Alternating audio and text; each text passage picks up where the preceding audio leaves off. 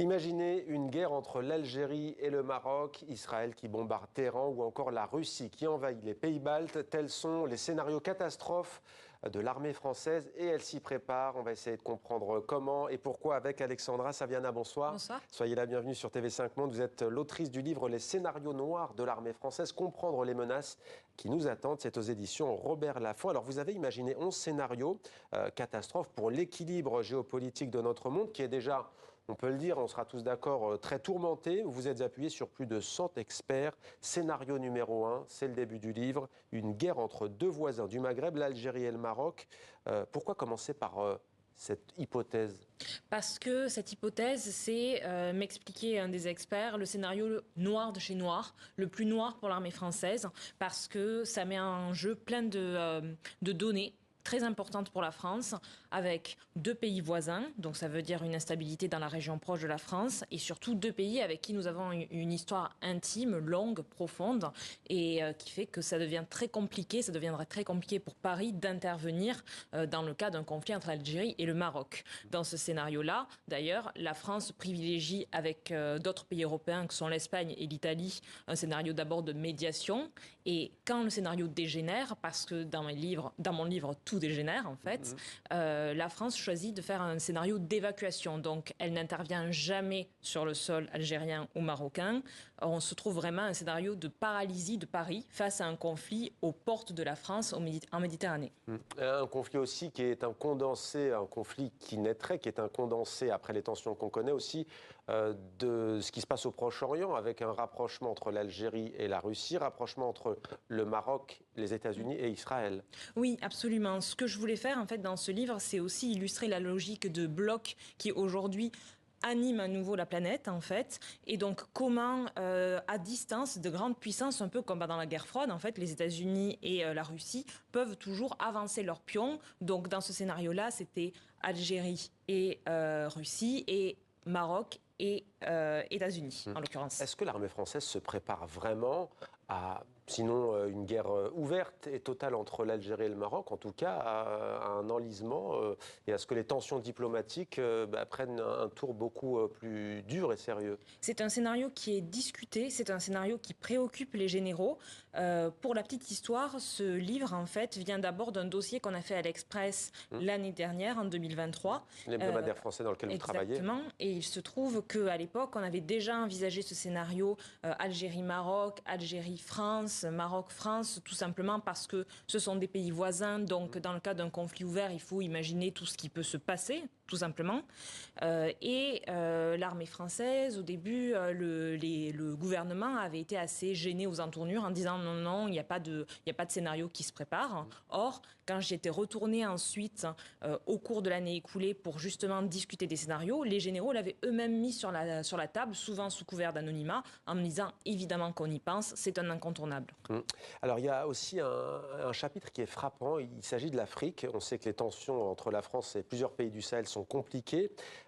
Vous parlez du Sénégal, une démocratie qui vient de connaître une alternance. Pourquoi ce pays, on découvre dans votre livre, on est dans la fiction là pour le coup, on peut le dire, la prospective, un attentat qui frappe l'ambassade de France à Dakar? Oui. Alors parce que donc vous faites bien de rappeler, c'est de la prospective. L'idée, c'est pas de faire de la science-fiction, c'est pas de faire des prédictions à la Madame Irma. Ça se base vraiment sur un travail de recherche. J'ai interrogé des chercheurs et des militaires. Et les chercheurs me disaient, et les militaires aussi d'ailleurs, aujourd'hui, on est face à une avancée djihadiste en Afrique qui est très puissante, qui gagne du terrain localement, qui se fait plutôt à bas bruit dans la mesure où on n'en a pas forcément conscience.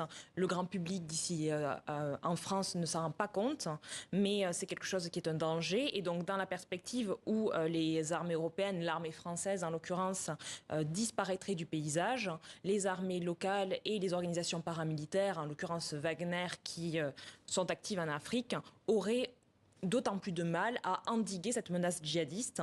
Et donc, j'ai décidé d'imaginer avec mes experts vraiment un attentat à Dakar parce que c'était le symbole le plus marquant de cette avancée et de cette disparition de l'armée française sur cette zone. À aucun moment, un militaire français ne vous a dit attention, n'écrivez pas cela parce que c'est sensible et parce que ça risque de... Enfin, pas de jouer aux apprentis sorciers, mais que c'est très sensible, non? Il n'y a pas eu de... Alors, c'est arrivé, il y a effectivement eu des craintes. Maintenant, on est tous conscients, c'est-à-dire moi, plus ceux qui ont vraiment parlé à travers ce livre, que c'est un travail de prospective, que c'est quelque chose que l'armée fait depuis des années. Elle travaille sur des scénarios alternatifs. Parce que, tout simplement, quand on est dans l'armée, on doit toujours se préparer au pire. Antoine Bourguillot, qui est vraiment le monsieur jeu de guerre de l'armée française, me disait « c'est un exercice auquel l'armée française se prête, pas parce qu'elle aime avoir des ennemis et qu'elle aime en imaginer, mais tout simplement parce qu'il faut créer des chemins mentaux. Quand on est confronté à une attaque, il faut qu'on puisse réagir vite, et comme on l'a déjà imaginé, ou imaginer une situation approchante, ça permet de mieux se préparer et de mieux réagir. » Alors, il y a l'actualité qui s'invite dans son livre, ou vice-versa, c'est selon... on va parler du Liban, du Proche-Orient, avec ce risque de guerre ouverte entre l'armée israélienne et le Hezbollah. Mais d'abord, la Nouvelle-Calédonie, il y a un chapitre qui s'appelle « Ouragan et guerre civile ». Pourquoi mêler un phénomène météorologique à un embrasement qui fait écho d'ailleurs aux émeutes qu'on a connues récemment? Absolument. En fait, les émeutes qu'on a connues récemment m'ont conforté dans le fait que les spécialistes avaient raison, finalement. On n'est pas dans le même scénario dans mon livre que ce qui se passe dans la réalité, parce que dans la réalité, les émeutes ont été provoquées par la réforme possible du dégel du corps électoral en Nouvelle-Calédonie.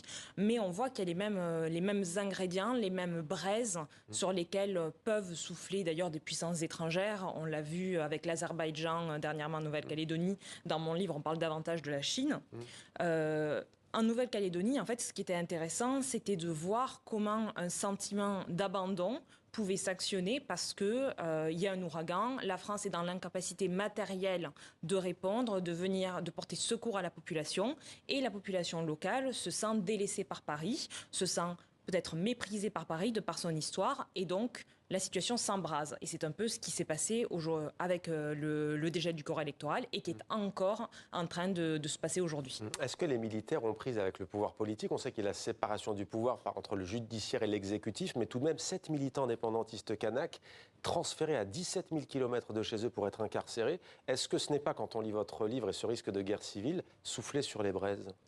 C'est toute la question, en fait. Aujourd'hui, Paris doit répondre à une injonction contradictoire qui est... c'est un territoire qui reste un territoire français, donc qui est soumis aux lois françaises. Et en même temps, c'est un territoire qui a ses propres coutumes, sa propre histoire. Et donc, la question, c'est comment est-ce qu'on traite? Et aujourd'hui, tout ce qui s'est passé avec le dégel du corps électoral, avec la négociation... Qui a été suspendu, on le rappelle, avec la dissolution de l'Assemblée nationale. Avec la dissolution de l'Assemblée nationale. C'était ça. C'était aujourd'hui, on est en Nouvelle-Calédonie face à notamment une partie de la population kanak, qui négocie dans un temps qui est différent du nôtre, qui a des coutumes différentes souvent et une loi coutumière différente de la loi française. Est-ce que aujourd'hui, Paris parle à cette population-là ou pas? Est-ce qu'elle prend les bonnes décisions? Et dans le même temps, il faut aussi appliquer la loi française. Le front qui donne des sueurs froides aussi à l'armée française, c'est évidemment le Proche-Orient. Est-ce que l'état-major imagine un conflit désormais ouvert entre Israël et le Hezbollah? C'est une des craintes dans la mesure où, alors dans mon scénario, je parle d'abord d'un affrontement entre Israël et l'Iran. Et le Hezbollah fait partie des 6 milices, 6 assurances-vie du pouvoir de Téhéran dans la région du Moyen-Orient. C'est la plus puissante, c'est la plus armée, c'est la plus coordonnée. Et c'est celle aussi qui est donc à la frontière sud-Liban, à la frontière avec Israël, et qui a causé le plus de dégâts, en fait, en 2006, entre la guerre Israël et Liban. Donc, évidemment, quand ce conflit a existé, il vient à l'esprit de l'armée française, et forcément, elle imagine qu'il peut éventuellement se réactiver.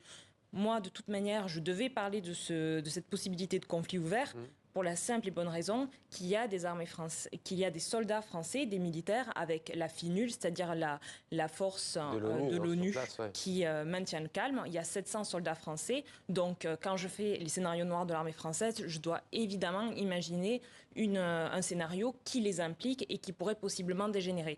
Et ce qui se passe aujourd'hui, c'est la preuve que le conflit est toujours actif, et je dirais même que les tensions sont quelque part moins maîtrisée qu'auparavant, parce que quand j'en discutais avec le général Michel Yakovlev, qui me parlait vraiment de l'action de la FINUL en 2006, il me disait on avait mis plus de moyens, elle avait mis plus de poids, elle était davantage capable donc de calmer les tensions militairement entre les deux belligérants, le Liban et le Hezbollah et Israël.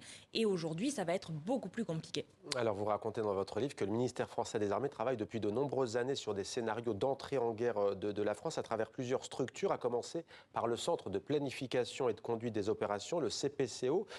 Comment se prépare-t-elle? Votre livre commence par une opération qui a, pour le coup, là, vraiment eu lieu à travers tous les départements français. Racontez-nous. Absolument. C'est l'opération Orion. C'était la plus grande opération, un exercice de jeu de guerre de ces 10 dernières années qui a eu lieu en France.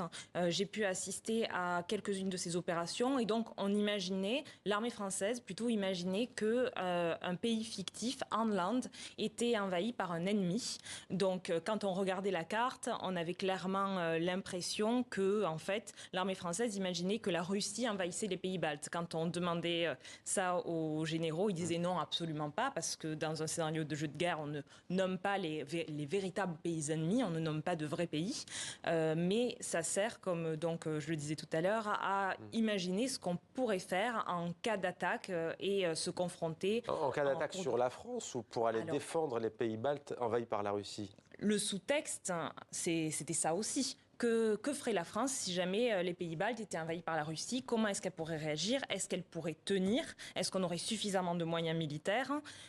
Donc c'est toute la question. C'est pour ça aussi que l'OTAN, dont fait partie la France dans le commandement intégré, s'entraîne avec d'autres pays européens en mer Baltique, comme elle l'a fait en début d'année. L'idée, c'est vraiment comment fait-on face à une éventuelle invasion russe des pays baltes, est-ce qu'on arrive à tenir ou pas? Et donc, il y a un scénario justement dans mon livre sur cette éventualité-là, avec la question de que ferait-on si jamais les États-Unis, principal contributeur de l'OTAN, venaient à ne pas réagir en cas d'invasion russe des pays baltes? Est-ce que la France arriverait à tenir?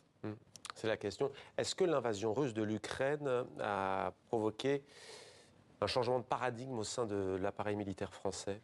Il y a eu une remise en question certaine, pas qu'au sein de l'appareil militaire français, au sein de l'appareil politique aussi, je pense. Moi, j'ai été la première touchée, je voudrais dire, à mon petit niveau, dans la mesure où beaucoup de gens m'ont dit on ne vous aurait pas parlé avant la guerre en Ukraine. Tout simplement parce que on n'avait pas prévu l'invasion russe en Ukraine, on n'y croyait pas. Cet événement donc de février 2022 a un peu remis au goût du jour les exercices de prospective, parce qu'on se dit finalement on est dans un monde instable où tout peut se produire et où il faut se préparer au pire. Ce changement de paradigme, ça s'illustre aussi au niveau du budget des armées. Là, la loi de programmation militaire qui a été votée l'année dernière à l'Assemblée, donc qui couvre 2024 à 2030, soit la période de mon livre, c'est une loi qui apporte un budget conséquent. C'est 2% du PIB? Oui, c'est plus de 400 milliards en fait. Sous Giscard d'Estaing, c'était combien? C'était plus de 3. C'était plus de 3, exactement. 6, ouais. Oui, et la Pologne, c'est 2 fois plus, c'est 4,5. Et donc, effectivement, c'est un plus petit PIB aussi. On n'est pas revenu au niveau de VGE, effectivement. Maintenant, la France fait aussi face à d'autres contraintes, qui sont les contraintes de son système de santé, de son système éducatif.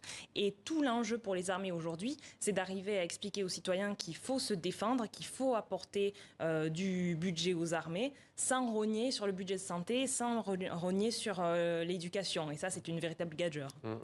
35 secondes, allez, 40 secondes, l'arme nucléaire, qu'est-ce que ça change dans tout ce débat?